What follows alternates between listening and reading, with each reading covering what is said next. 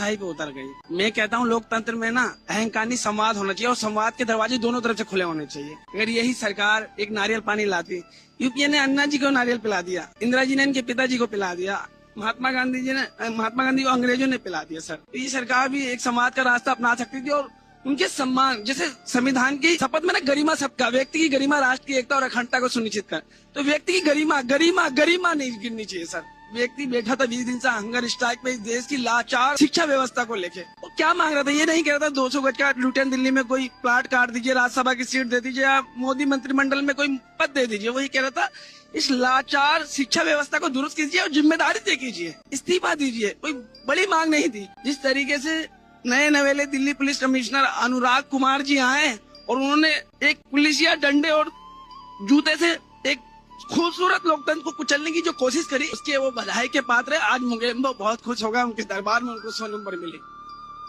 समझ रहे हैं?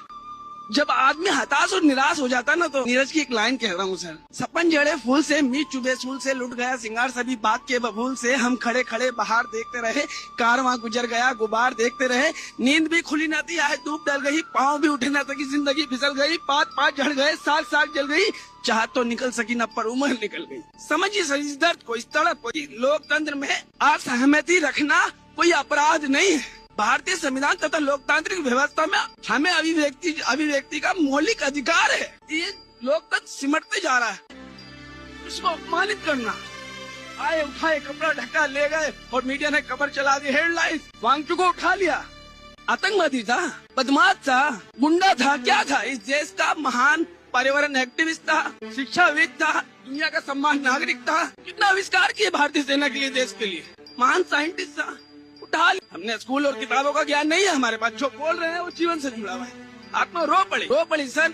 समझ रहे हैं? जब हम उस लाइन को पढ़ते हैं कि पीपल ऑफ इंडिया, हम भारत के लोग भारत को संपन्न प्रभु संपन्न समाजवादी धर्मनिरपेक्ष लोकतांत्रिक राज्य बनाने के लिए तथा उसके समस्त नागरिकों को सामाजिक, आर्थिक और राजनीतिक न्याय, विचार, अभिव्यक्ति, विश्वास, धर्म और आश्रय की सुरक्षा, प्रतिष्ठा और अवसरों की समानता प्राप्त कराने के लिए तथा उन सब में व्यक्ति की गरिमा, राष्ट्र की एकता और अखंडता को सुनिश्चित करने वाली बंधुता को बढ़ाने के लिए संकल्प होकर 26 नवंबर 1949 को अंकित अधिनियम और आत्मसमर्पित करते हैं।